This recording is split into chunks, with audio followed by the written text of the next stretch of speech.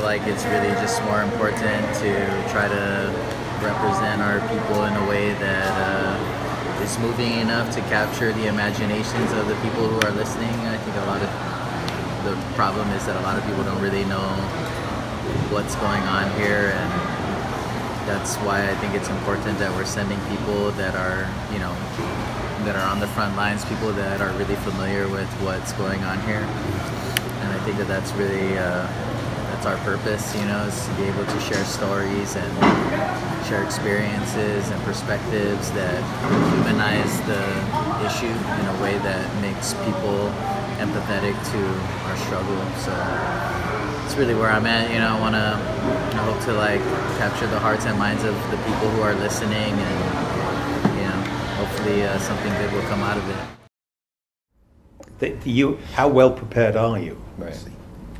That was one of the things that we brought up yesterday when we were testifying, is just that a lot of the discussion around climate change and rising waters, Guam doesn't get to participate in it because we are an extension of the United States. Right. So where all of these islands, Tuvalu and the Marshalls and so on, are going out there and basically trying to shame the world's largest polluters into cutting their emissions so they don't, destroy countries in the Pacific. Guam is represented there by Rex Tillerson or John Kerry before that. And so it's kind of like, yeah, we're part of it, we're connected to all of that, but politically we can't participate in all of those deliberations or discussions, because whoever at the State Department represents the United States, and therefore they represent Guam. And so all of these other islanders are organizing and trying to build alliances, and then Guam, we can't really do that because we don't get to participate in those forums. And that's the frustrating thing, is that it's really all directly related to our political status, because we don't do any type of negotiation with any other countries at all. We have zero negotiation. The United States does all the negotiating with other countries, and so even economically, we're in a really great place to take advantage of the Asian market, but we don't take advantage of the Asian market. You know what I mean? Because we don't have that political power to be able to negotiate with other countries. And when countries do negotiate with anything dealing with Guam, the negotiations happen through the United States. And so, this is Independent Guahan's segment Chamorro on the Street. It's Chamorro Gitzalan. And so we have randomly found about 15 or so Chamorros in the city of New York. There must be some fiesta going on, perhaps a Lasodzu. We're not sure. But we are honored to be in the presence of Dr. Tiara Rose Naputi, and so who is a professor of communication at one of the highest states in the United States, in Colorado. And so, from a communications standpoint, Dr. Naputi, what is the importance of coming to the United Nations and telling our stories? Well, I think thank you for that question. I think the main thing that's really important for people to understand is that communication is one of the primary ways to give voice to our issues and our stories.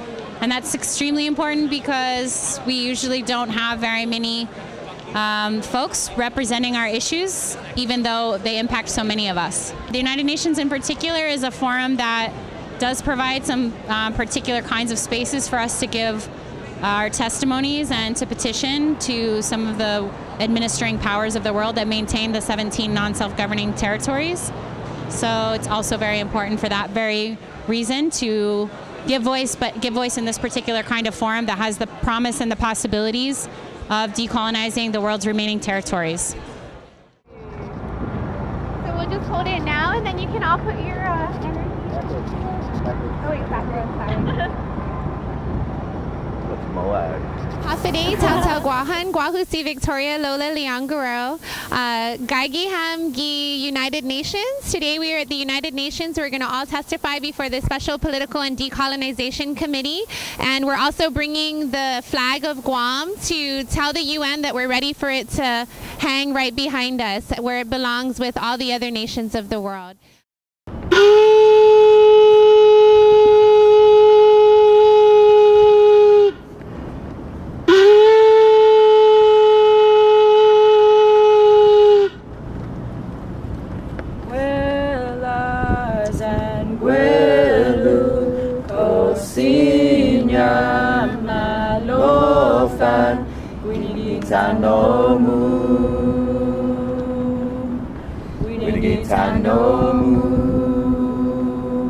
As a child of the Tautau Lati from the sands of Chief Matak Peng and Chief Hurao, I submit the following recommendations: that the UN sends a mission to Guam and uses its influence to ensure cooperation by the US for genuine decolonization, that the UN condemns the destructive activities proposed by the administering power on the natural, cultural, and archaeological resources throughout the Mariana Islands.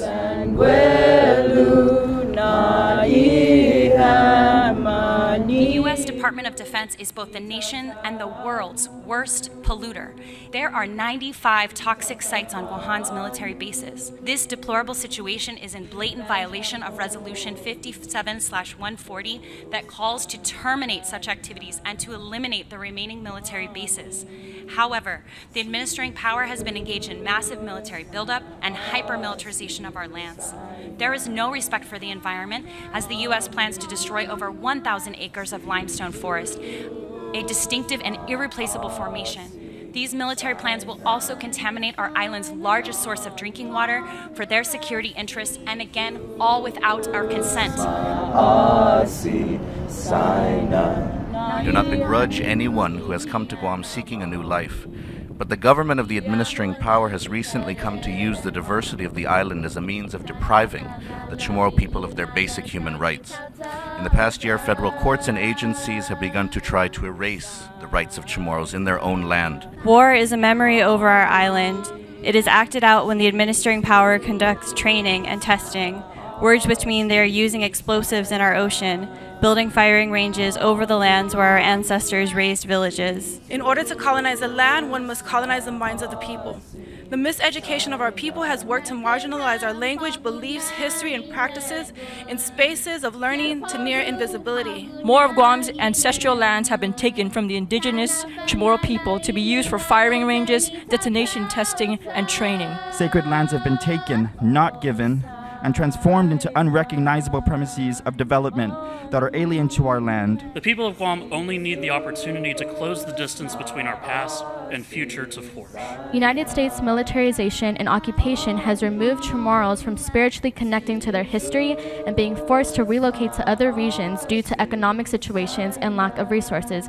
Secure land rights for indigenous peoples is a proven climate change solution, and denying indigenous land rights and self-determination is a threat to the world's remaining forests and biodiversity, and a primary cause of poverty. Because when you are caught in the middle of nuclear threats, it doesn't matter who is bluffing, so prove to us that coming here was not a waste of breath. Better yet, come to Guam and smell the stench of death. Yes, my friends, we are dying. In wars that are not ours, that earn us stripes but no stars, we are dying behind bars and in the backs of cop cars. We are dying of cancer and nuclear radiation. We are dying.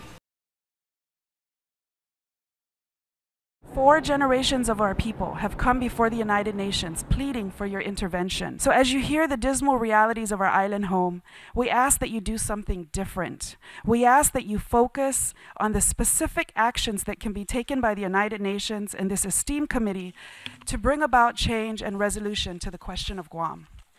We come seeking peace in our homeland, not as a lofty idea, but as a genuine plea that carries as much urgency today as was necessary when the United Nations was chartered in 1945. This powerful gathering of global unity that you are made a promise to save succeeding generations from the scourge of war and to reaffirm faith in fundamental human rights. Please keep your promise to the people of Guam.